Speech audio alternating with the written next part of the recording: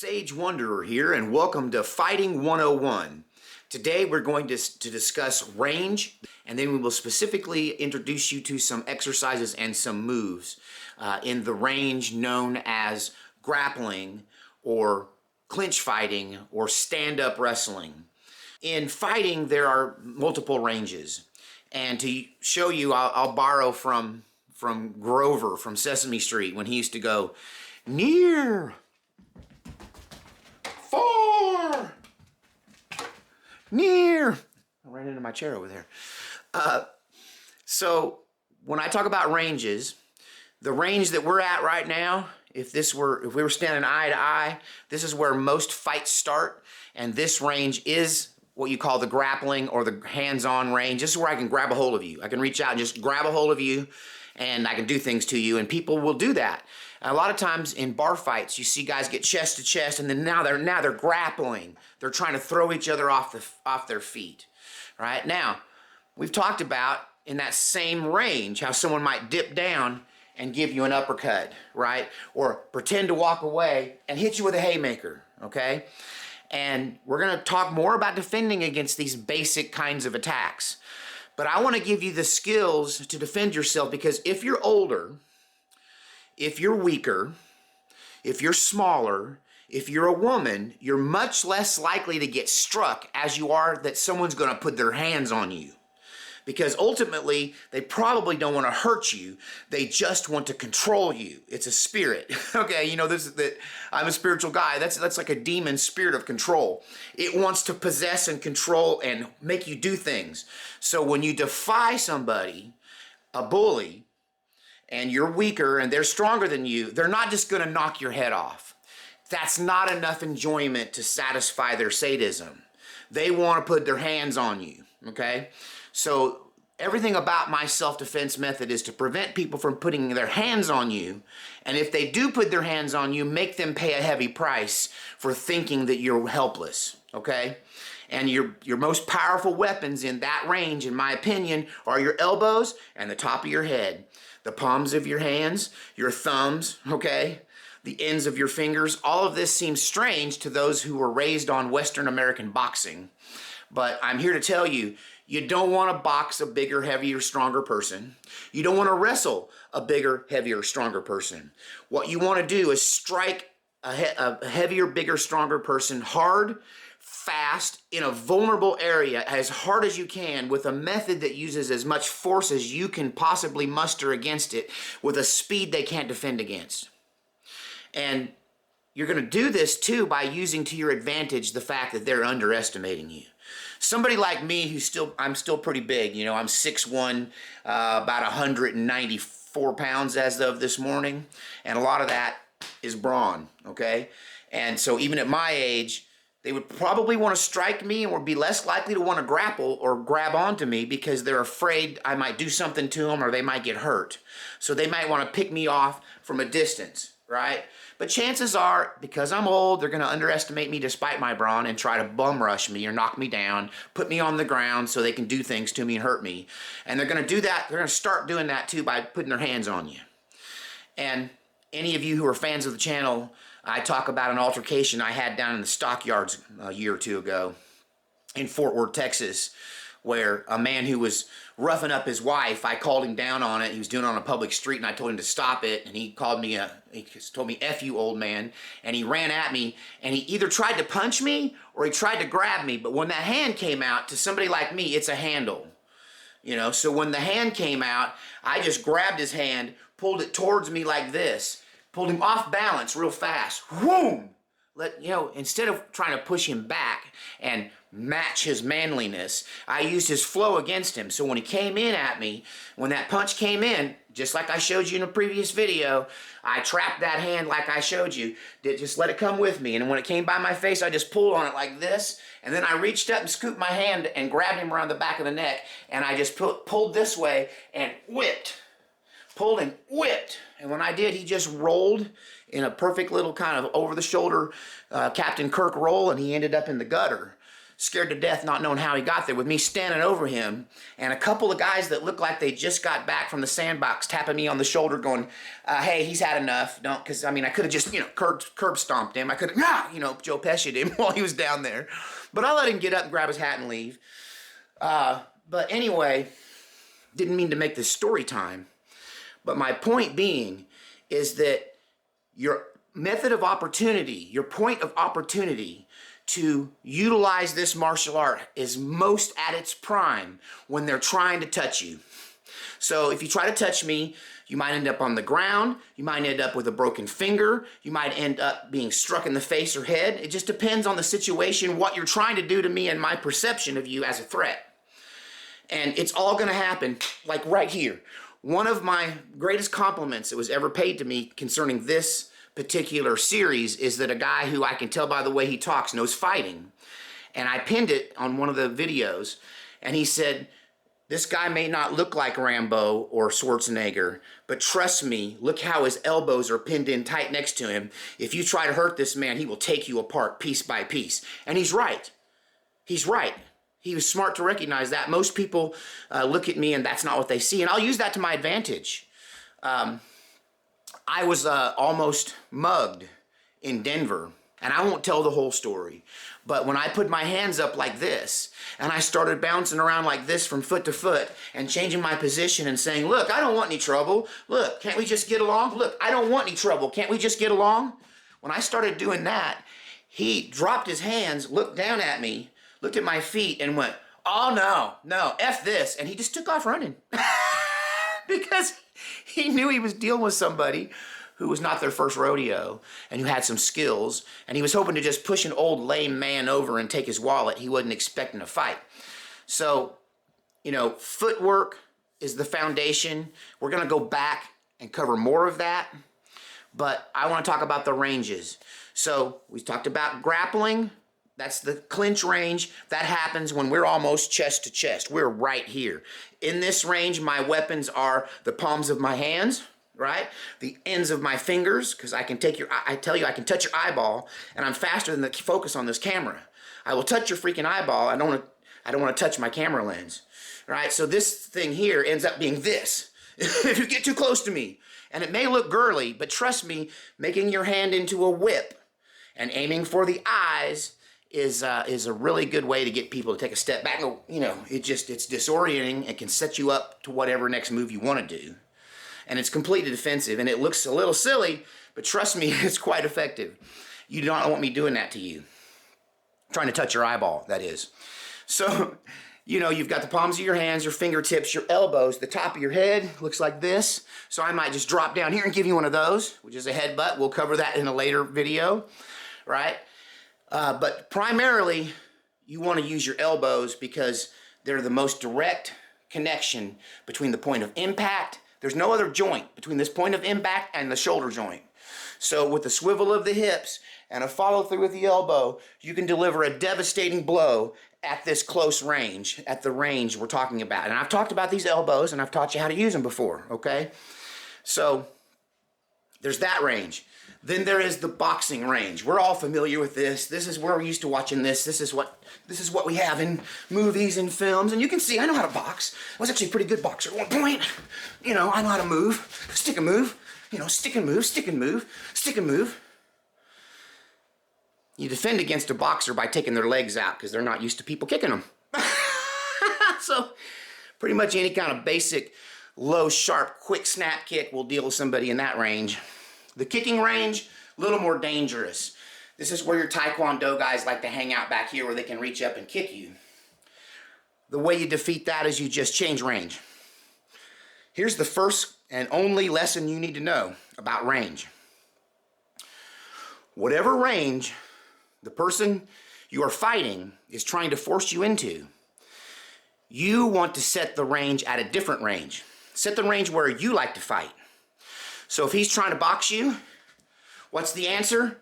Turtle up, move in, get on the inside, and start giving him this. Elbows, palm strikes, headbutts. Grab hold of him. Hook his leg, put him on the ground, Wrestle him on the ground if you want to. Don't let a boxer sit back here. They don't know what to do. When you grab a boxer and wrap him up, or you come in on the inside and he wraps you up, that's what you want. You want a boxer who doesn't know how to wrestle or Greco-Roman stand-up grapple wrap you up, because when a boxer does that, they're resting. We're gonna rest. I'm just gonna hold you there so you can't hit me. We're gonna rest. Let the boxer rest. You rest, I'll take you apart from the inside with my elbows. Okay? So to be able to throw elbows like the ones I'm talking about, you're gonna require a bit of stamina. As you can see, explosive elbow strikes are every bit as physically demanding as boxing is. Okay, because you're snapping, you're trying to hit fast here. Here you're trying to hit hard, follow through, explosive energy. And you're gonna have to have the muscles to back that up. Many of the muscles you need are atrophied on you or have never been developed, okay, to be able to throw an elbow like you need to throw it. And this is also great upper body exercise. So we're gonna start with the stretch. The stretch looks like this. Let me step back a little bit. We're gonna just stretch like that. Just reach out as far as you can to stretch. Yeah. Okay. Next one, we're gonna reach our hand up like this, and we're just gonna reach up and touch our back. So it looks like from the side, we're gonna reach up and touch our back. Just like that. Touch your back, touch your back. You wanna reach up and touch your back, reach up and touch your back. Touch your back. If you can. If you can't, just go as far as you can, and then hold it, and then hold it, and then hold it. And you're just gonna wanna do this over and over. It looks like this from the front, okay? You wanna be able to switch your feet while you're doing this. This is exercise, guys, but it's also like wax on, wax off. It's also like paint the fence. It's also like sand the porch, right? It's an exercise that's gonna make you a much better, it's gonna increase the range of motion. And what you're looking for, the elbow strike doesn't originate from anywhere but the swing of the shoulder combined with the toss of a hip, okay? So it's, whoa! You know what? It's so much like a bowling strike. You're gonna throw a strike, and if I'm gonna elbow you, I'm gonna throw you a strike the same way. The follow through is the whole point, right? This can come in from the side, it can come in from the underneath, because we've learned this before, over the top, right? So you want to get this combined with your triangle block, okay? So we got a triangle block here, right? We all remember what the triangle block looks like? Call it turtling up, okay? I'm going to teach you how to transition from a turtle up into a strike, okay? And we're going to use our fist. They're like, yay, Sage, you're going to use your fist. Finally. I thought Sage was never going to teach us how to throw a punch. Well, not quite your fist. Your hammer fist. Hammer fist strike area happens right here. You want to get it between this bone and where your hand starts to curve off into your knuckle.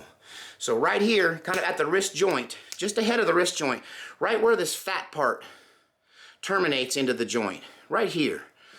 That is called a hammer fist. It gives you a little padding, and it's a blunt thump rather than a tear the skin strike. But a hammer fist to the temple could be a fight ender right there. And so we're going to teach you, when you transition up here, let's work on the turtle up defense. What you'd never want to do is drop your arm. Like when you're doing the thing and you're bringing your knee up, right? And you're doing the crunch over thing that's in the intro of this video. When you're doing that turtle up, you don't want to drop your other hand. Bad. This might be fun for running, but this is bad for fighting, because now you're wide open, right? Your hand's not in the right spot. So when you bring the elbow up to turtle up, you're gonna sink your head down in your shoulders like a turtle. And you're just gonna pull your neck in, pull that up like that, all right? But notice how this other hand does not go down, it stays here. This is what this looks like. It's guarding my face, right? It's guarding my temple, right? Because, the body's a temple. That's the temple of the body right there. So it's guarding the temple. And what we're going to teach you to do now is to turtle up and counter strike with a hammer fist. Turtle up, counter strike. Bam! Now you want to be careful throwing this or you'll hurt your elbow right here. Injury warning. You do not want to overcommit with this strike. in practice. The reason being is this is not meant to be thrown into the air. You really need a backstop to throw this hammer fist into. So one option is to hang a towel, or better yet, have an actual punching bag or a punching dummy, or just a friend who's willing to get punched in the shoulder. But what you don't want to do is overcommit to this strike, because you could hyperextend your elbow and hurt yourself. Just thought I would throw that in there. Because when this comes out like a corkscrew, now, I'm not trying to hit you with my fist here, although if the person pulls back, that happens anyway. And you will hit them with the almost traditional corkscrew jab. Okay? Just like that. That's called a corkscrew over the top jab. Right? But we're going to use this target here, and we're going to do it from the turtle up position, so we're pivoted away from the strike, hiding behind our own arm. And as the strike withdraws, we're going to follow it with a hammer fist to the temple. Boom! If the person steps back, they're going to get a traditional jab, which will still won't end the fight, but they'll know that they paid a price for, for trying to hit you. So turtle up, hammer fist, turtle up, hammer fist. Practice this, turtle up, hammer fist. When you hit this, you want this to be not unlike what I was showing you with your fingers. You want this to be like a whip, like a whip. It's going to be fast. It's going to be tense. It's going to be loose on the end. Loose at the elbow, power coming from the shoulder, and you do this by pulling this arc down. It's the reverse of the elbow. So you're normally doing this anyway. If you come up for the elbow, you're already coming down this way. You're just going to turn this momentum to a side punch. Just like that. Boom, boom, boom. Don't do this. Like I saw myself do it. Don't do that. You got to concentrate. Keep the hand up. Keep the hand up. You want to because the momentum's here. And you can scissor a little bit, but don't do this, or you're setting yourself up for a counter strike. Now, there's footwork, feetsy. There's happy feet work, happy feet, that go along with this that I'm going to show you in the next episode. Right now, I want you to get the mobility of the exercise. Just do it like that. Doesn't really matter. Do it sideways, do it down, do it up. Take your hands up like this. What you want to do is work out this part of your back right here where that kink is when you pull both arms up this way. This part of your back, right? You want to loosen that up before you start this. And a lot of this comes from your obliques. You're going to be able to start getting those ripped muscles along your rib cage if you like that, if you do this enough. All right, I have those. I have those little whip, whip, whip, whip obliques on my side. I'm not going to take my shirt off and show you because I also have some loose hanging down skin from losing a bunch of weight. Hopefully that will go away at some point. We'll see. Once again, I kind of get adrenaline pumped up when I do these videos. You know, I feel good. Yeah. Sorry. I should rough somebody up before I do the video, and then I'll be loose and maybe more focused. Adrenaline is a pretty good drug. It really is. Hey, that's why people get into it. People that run, they just run to get that that download of adrenaline, and what is it? I can't remember the name of it.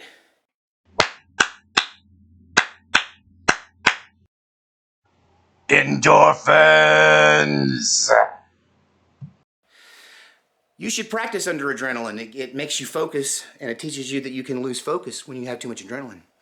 But at any rate, folks, we're going to work on these elbows, work on the turtle up and the hammer strike. Turtle up, hammer strike. Okay? You want to, it kind of looks like this. Just looks like that. It's a whip. It's a whip. Whip it good. Whip it good. Whip it. Right? Whip it. Whip it. Okay, now we're going to add to this a combination. The last thing I'm going to show you in this video, about to be over. You're about to be able to sit down, have some Gatorade, and kick back for a minute. All right? Catch your breath. This next one is going to be the elbow we talked about, right? Followed by the hammer fist. Whew! Elbow, hammer fist. I missed with the elbow, but I caught him on the way back out with the hammer fist. Elbow, hammer fist. Elbow, hammer fist. Oh.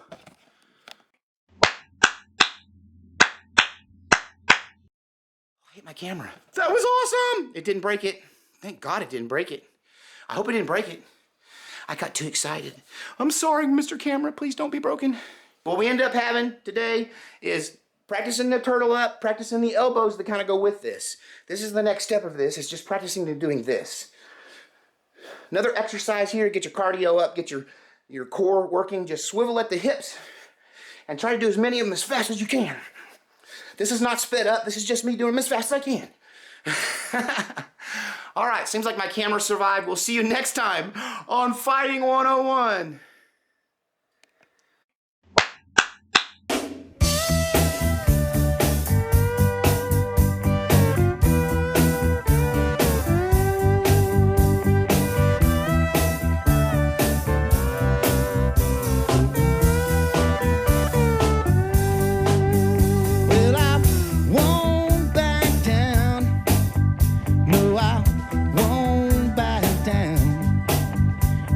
Stand